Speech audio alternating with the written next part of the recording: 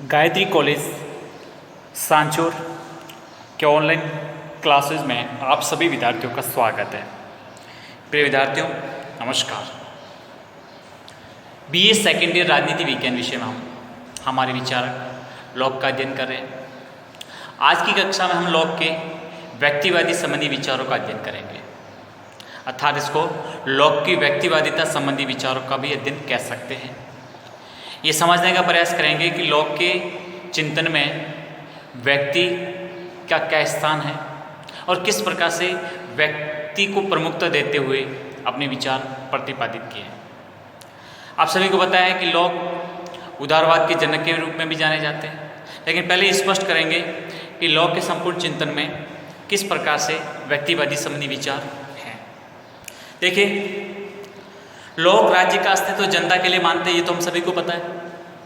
पिछली कक्षाओं में भी हमने अध्ययन किया कि राज्य का अस्तित्व केवल व्यक्तियों के लिए है, राज्य साधन है, व्यक्ति साध्य है।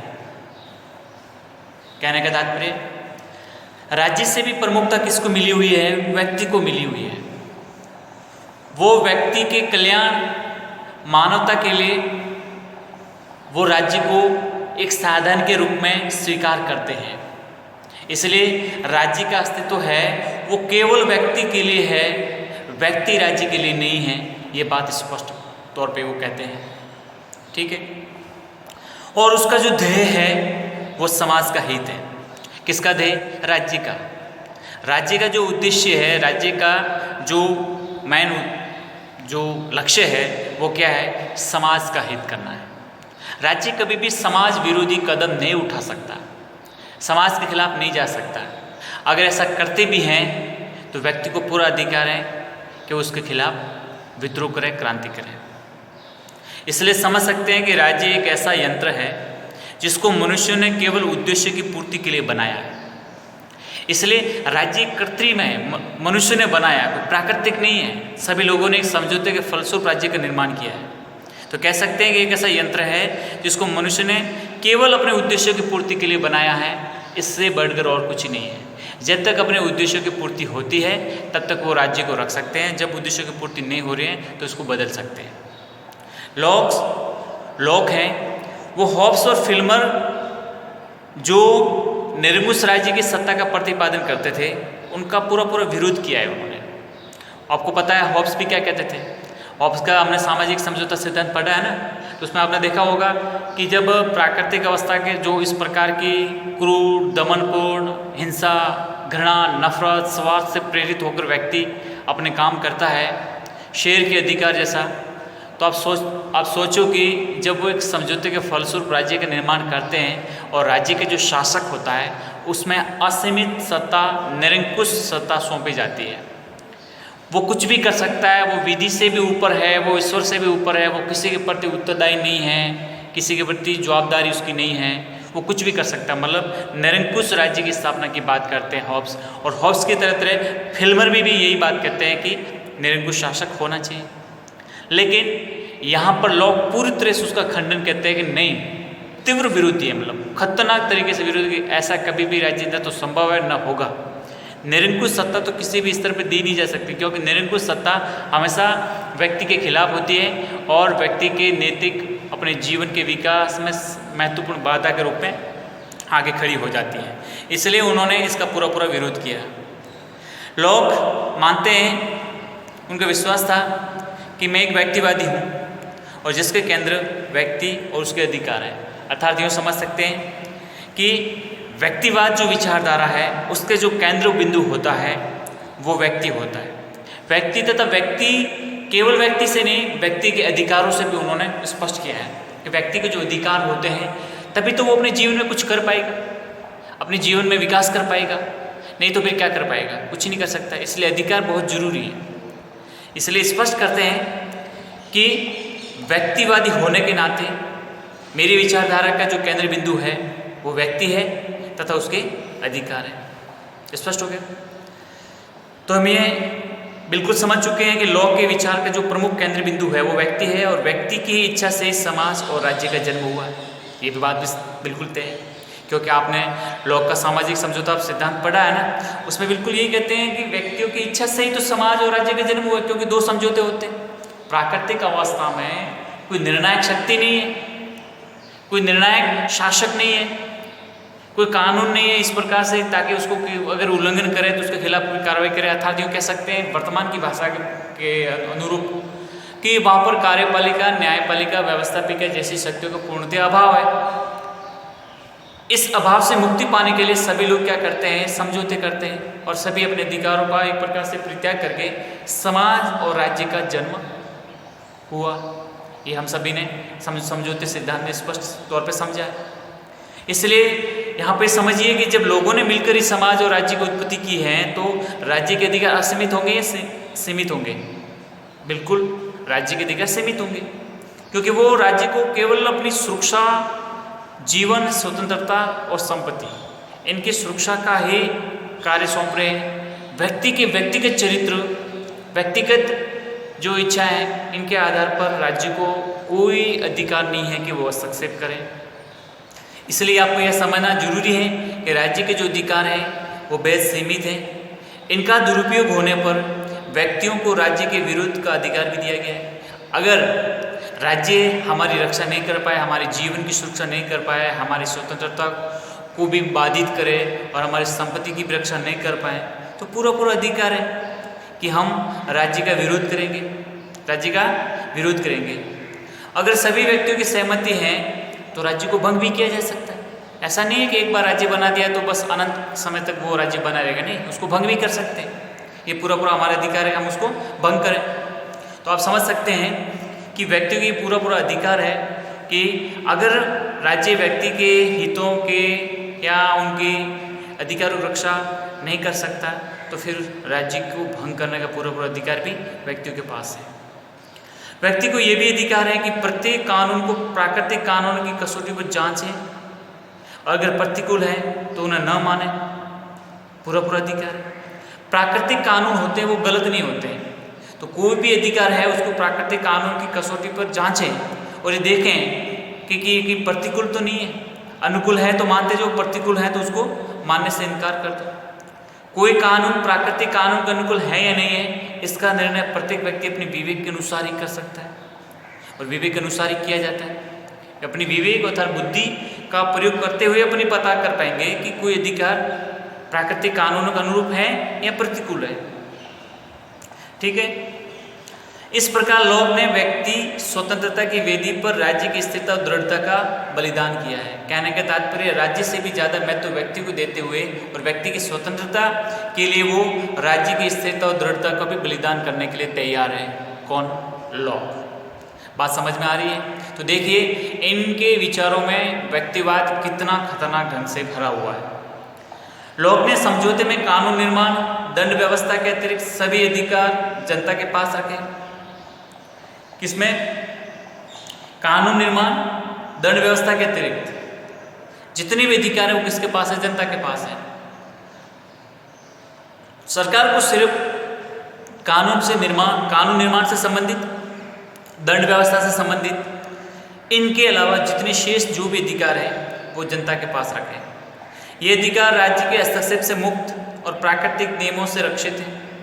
यानी जनता के पास जो अधिकार हैं वो पूरी तरह से राज्य के हस्तक्षेप से मुक्त रखे गए और जो प्राकृतिक नियम हैं, जो अनवरत हैं, कभी बदलते नहीं हैं, उनसे वो पूरे सुरक्षित हैं।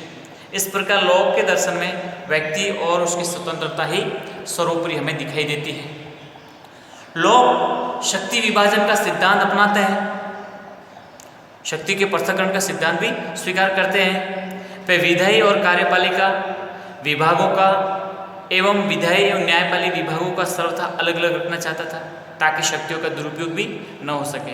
कौन कौन से? विधायी और कार्यपालिका का और विधायी और न्यायपालिका का, इनका सबसे अलग अलग वो रखना चाहते थे अपने सभी कार्यों को, ताकि क्या है कि सब एक साथ होगा तो शक्तियों का पूरे दुरुपयोग होने की संभावना बनी रहती है। ठीक है। इसलिए कह सकते हैं कि हॉब्स के विचारों में अप्रत्यक्ष रूप से व्यक्तिवाद झलकता है, लेकिन लॉक के विचारों में प्रत्यक्ष रूप से व्यक्तिवाद झलकता है। यह हमें स्पष्ट तौर पर समझ लेना चाहिए। हॉब्स में डायरेक्ट कहीं पर भी व्यक्ति से संबंधित बातें कम होती हैं, लेकिन लॉक में स्पष्ट तौर से इस पर कहता है कि राज्य भी है तो व्यक्ति के लिए, इसलिए राज्य व्यक्ति को साध्य और राज्य को साधन के रूप में बताते हैं। और व्यक्ति के अधिकारों का संरक्षण तथा राज्य का सीमित नियंत्रण उसके राज दर्शन का मुख्य उद्देश्य है। कहने के तात्पर्य लॉक का जो संपूर्ण अपना दर्शन है वो ये स्पष्ट करता है कि मेरा जो मूल मंतव्य है वो है व्यक्तियों के अधिकारों को सुरक्षित रखना, संरक्षण करना, और राज्य पर या राज्य का बहुत ही सीमित नियंत्रण ही उसके संपूर्ण चिंतन का आधार बिंदु है। ये थे उनके व्यक्तिवाद के संबंध में महत्वपूर्ण विचार। अब लॉक की आज हम आलोचना भी देखते हैं कि लॉक क्या, किन मामलों में उनकी आलोचना की जाती है। हमारे अलग अलग राजनीतिक जो आलोचक हैं, मैक्सी हैं, सेबाइन हैं, इन लोगों ने किस प्रकार से इसकी आलोचना की है, तो एक एक बिंदुवार ये भी स्पष्ट करते हैं। तो देखिए, पहला उन्होंने बताया है आलोचना में कि प्राकृतिक अवस्था का चित्रण है वो भ्रमपूर्ण है। प्राकृतिक अवस्था का जो उन्होंने वर्णन किया है वो भ्रमपूर्ण है। कैसे? लॉक ने जिस प्राकृतिक अवस्था का चित्रण किया है वो वास्तविकता से बहुत दूर है। प्रारंभिक समुदाय कभी भी इतना शांत, सामाजिक, नैतिक नहीं रहा जितना लॉक ने बताया है। माना कि अगर ऐसी अवस्था भी थी तो फिर राज्य निर्माण की आवश्यकता क्यों हुई? सोचने वाली बात है। जिस प्रकार से लॉक ने मनुष्य को बहुत ही अच्छा बताया है, नैतिक, दयावान, सहानुभूति, सहनशीलता, हर एक चीज में मनुष्य बहुत ही अच्छा बताया है। प्राकृतिक अवस्था में उनका चित्रण बहुत ही अच्छे ढंग से किया है। तो ये सोचने वाले प्रश्न है कि जब इतना शांत है, सामाजिक है, नैतिक है, तो फिर उसको राज्य के निर्माण की आवश्यकता क्या थी? क्यों आवश्यकता पड़ी राज्य की? जब इतने उसके अंदर अच्छे गुण हैं तो ये बात तो आसानी से वो खुद आप मिलकर कर सकते थे, तो राज्य की नौबत क्यों आई? इसलिए इस प्रकार का चित्रण करना थोड़ा सा हमें भ्रमपूर्ण लगता है कि इतना अच्छा तो शायद ही कभी होगा, क्योंकि ये मानते हैं कि ऐतिहासिक रूप से मानव जिस प्रकार से जंगली जीवन अपना यापन कर रहा था, जंगल में विचरण करता था, तो धीरे धीरे धीरे उसमें बहुत आज की अवस्था में जो सभ्यता या सभ्य हम पहुँचे हैं तो उसमें बहुत बड़ा टाइम लगा है, लेकिन इन्होंने बहुत अच्छे ढंग से प्रदर्शित किया है, तो मानना थोड़ा सा एक भ्रमपूर्ण हो जाता है। दूसरी आलोचना ये की जाती है कि राज्य की स्थापना का उद्देश्य मात्र भौतिक नहीं है। अब इन्होंने बताया कि राज्य की स्थापना सिर्फ हमारी जीवन, स्वतंत्रता और संपत्ति की रक्षा करे और कुछ नहीं। अरे केवल यही नहीं है, राज्य के बहुत कुछ काम होते हैं जिसका लॉक महोदय ने उल्लेख नहीं किया। इसलिए क्या कहते हैं, लॉक ने व्यक्ति के जीवन, स्वतंत्रता और संपत्ति की रक्षा के लिए राज्य का निर्माण किया है। जीवन की सुरक्षा हो सके, संपत्ति का भी रक्षा हो सके और हमें स्वतंत्रता को छीन नहीं सके, इन तीनों की रक्षा के लिए राज्य का निर्माण करते हैं लोग। इससे ये प्रकट होता है कि राज्य और समाज का संबंध व्यक्तियों के नैतिक विकास से न होकर उनके भौतिक विकास से है। इस प्रकार ये दृष्टिकोण सही नहीं माना जा सकता। केवल भौतिक दृष्टिकोण हमारी स्वतंत्रता को छीने नहीं, हमारे जीवन को छीने नहीं, हमारी संपत्ति को छीने नहीं। अरे भाई, इसके अलावा तो भी कुछ हमारे दायित्व बनते हैं, कुछ नैतिक है, हमारे बहुत कुछ आयाम होते हैं जिनका लॉक ने बिल्कुल उल्लेख भी नहीं किए। तो कैसे माने कि हाँ बिल्कुल ये सब बातें सही हैं, स्पष्ट हैं? तो केवल एक पक्ष में राज्य को आंकना गलत है। ठीक है। फिर अगली जो आलोचना की जाती है वो है प्राकृतिक अधिकारों की धारणा है वो त्रुटिपूर्ण है। सेबाइन स्पष्ट तौर से कहते हैं कि इस बात का कोई भी अनुभूति सिद्ध प्रमाण नहीं दिया जा सकता कि सामाजिक तथा राजनीतिक संबंधों से अलग भी व्यक्ति के जीवन, स्वतंत्रता और संपत्ति के अधिकार होते थे। कहीं पर भी ये ऐसा कहीं भी स्पष्ट उल्लेख नहीं मिलता है कि सामाजिक और राजनीतिक संबंधों के अलावा भी व्यक्ति के जीवन का कोई पक्ष था, या उसके अलावा भी कुछ व्यक्ति के जीवन, स्वतंत्रता या संपत्ति के अधिकार भी होते थे क्या? हमें तो आज तक ऐसा अनुभूति या ऐसा उल्लेख नहीं मिलता है। इसलिए हम एक आपने कह दिया कि 3 अधिकार हम मान लें, त्रुटिपूर्ण लगता है, ऐसा सेबाइन का मानना है। अगला है संपत्ति संबंधी विचार असंगतपूर्ण है। संपत्ति का जो विचार है वो असंगतपूर्ण है। असंगतपूर्ण क्यों? कहते हैं कि लॉक का जो संपत्ति विचार पूरी पूरी तरह से त्रुटिपूर्ण है। इसमें निर्धन वर्गों के स्वार्थों का हनन होता है, जो गरीब वर्ग है उनके स्वार्थ का हनन होता है। इस सिद्धांत का तात्कालिक जो उपयोग है या फायदा है वो पूंजीपतियों और जमींदारों ने उठाया। बड़े बड़े भूस्वामियों ने इस पूरा अपनी संपत्ति के नाम पर पूरा फायदा उठाया, क्योंकि वो साधन संपन्न थे, उनके पास शक्ति थी, तो बहुत कुछ उन्होंने हड़प लिया और कह दिया ये तो मेरी संपत्ति है, ये मैंने मेरे श्रम के द्वारा अर्जित की है, ये सब कुछ मेरा है। लेकिन उन गरीबों का क्या, निर्धन लोगों का क्या, उनका तो बिल्कुल संकट में जीवन भी, तो उनकी संपत्ति का कोई यहाँ पर उल्लेख नहीं है। इसलिए कहते हैं कि इतनी ज़मीन हमने घेर ली, उसके साथ हमने अपना श्रम मिश्रित किया, अतः ये हमारी है, कैसे मान लें? ये तो दादागिरी भी कोई कर सकता है, अपनी ताना से भी कर सकता है कि ये मेरी ज़मीन है, ये घेर ली, ये मेरी ज़मीन है, क्योंकि मैंने इसमें श्रम लगाया, ये मेरी हो गई। ये ऐसा नहीं होता। और ऐसा कहकर इन्होंने अपनी ज़मींदारी बना ली, किसानों को बेदखल करके भेड़ बकरी चराने की चरागाह बना डाली। इस प्रकार सर्वसाधारण के हितों का भी बहुत बड़ा हनन हुआ है इनके संपत्ति संबंधी विचार में, इसलिए ये पूरी तरह से त्रुटिपूर्ण है। फिर अगला है, उन्होंने व्यक्तियों को कहा है कि अगर राज्य आपके अधिकारों हितों के अनुकूल काम न करे तो विरोध करने का अधिकार है। तो सोचो, क्या सभी लोग एक साथ सहमत हो सकते हैं और सभी लोग खुश हो सकते हैं राज्य से? तो अगर खुश नहीं होंगे तो कुछ लोग होंगे, तो उनको तो आप एक तरफ तो पूरा क्रांति का विरोध का अधिकार देते हैं, विद्रोह का अधिकार देते हैं, तो ये एक प्रकार से कह सकते हैं निरंतर क्रांति की आशंका बनी रहती है, निरंतर क्रांति की आशंका बनी रहती है। लोग कहते हैं कि यदि सरकार जनहित के विरुद्ध कार्य करे, सरकार जनहित के विरुद्ध कार्य करे तो जनता द्वारा विद्रोह करके सरकार को पद से हटाया जा सकता है। अब ऐसी स्थिति में लॉ का दर्शन जनता के लिए विद्रोह का लाइसेंस भी बन जाता है, क्योंकि सरकार के पास अपनी रक्षा करने के लिए कोई साधन नहीं बचता और राज्य के सभी लोग राज्य से खुश भी नहीं हो सकते। इसलिए हर समय क्रांति का विद्रोह बना रहता है, क्योंकि लोगों को लगता है कि अगर हमारे हित पूरे नहीं होते तो हम क्रांति करेंगे, तो ये विद्रोह का लाइसेंस एक प्रकार से बन जाता है। फिर अगली बात उन्होंने बताया है कि राजसत्ता विभाजित नहीं होती है। क्यों नहीं होती है, समझिए। राजसत्ता व्यक्तियों तथा राजा में बंटी हुई है, किंतु वास्तविक राजसत्ता विभाजित नहीं होती है। ये उन्होंने एक प्रकार से विभाजित किया है कि जब राजतंत्र की बात करते हो, राजतंत्र में राजा एक ही होता है, तो उसको आप कैसे इस प्रकार से स्वीकार करोगे? फिर वैधानिक राजसत्ता का महत्व नहीं, लॉक ने वैधानिक राजसत्ता का कोई महत्व नहीं दिया। इसलिए गिलक्रास्ट कहते हैं कि होब्स ने राजनीतिक सत्ता को अस्वीकार करते हुए वैधानिक राजसत्ता का प्रतिपादन किया। लॉक ने इस राजनीतिक राजसत्ता की शक्ति को स्वीकार किया, पर वैधानिक राजसत्ता को मान्यता नहीं दी। लॉक यह देखने में भी असफल रहा कि क्रांति चाहे कितनी भी वांछनीय हो, किंतु कभी भी वैध नहीं होती है। ये बात हमें समझनी चाहिए।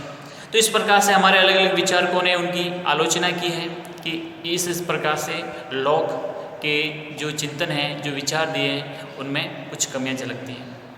फिर भी कई आलोचना होते हुए भी लॉक के चिंतन को हम नकारा घोषित नहीं कर सकते। बहुत कुछ है, हमारे राजनीति विज्ञान में उनका बहुत प्रभाव पड़ा है। तो देखिए लॉक का क्या योगदान है, लॉक का क्या प्रभाव है, वो भी आप समझ लीजिए। पहली बात करता हूँ कि लॉक महोदय ने प्राकृतिक अधिकारों का समर्थन किया। लॉक ने प्राकृतिक अधिकारों का पूरा समर्थन किया। देखिए लॉक द्वारा प्रतिपादित प्राकृतिक अधिकार का जो सिद्धांत है वर्तमान समय में अस्वीकृत किया जा चुका है, लेकिन ये सिद्धांत राजनीतिक दर्शन में लॉक की सबसे बड़ी विशिष्ट देन है। उसके अपने इन सिद्धांतों के आधार पर जीवन स्वतंत्रता संपत्ति के अधिकारों का यथार्थ जीवित मनुष्य को साकार विशेष अधिकार बना दिया, शासन की निरंकुशता पर स्थायी रुकावटें लगा दी। इसलिए मानते हैं कि वर्तमान समय में प्राकृतिक अधिकारों का जो सिद्धांत है वो भले अस्वीकृत हो, लेकिन इन्होंने जीवन की रक्षा, जीवन का अधिकार, स्वतंत्र अधिकार और संपत्ति के अधिकार की जो बात की है वो आज हमें बहुत ही नज़दीक लगता है और सभी मनुष्यों की विशेष अधिकार के रूप में हम समझ सकते हैं।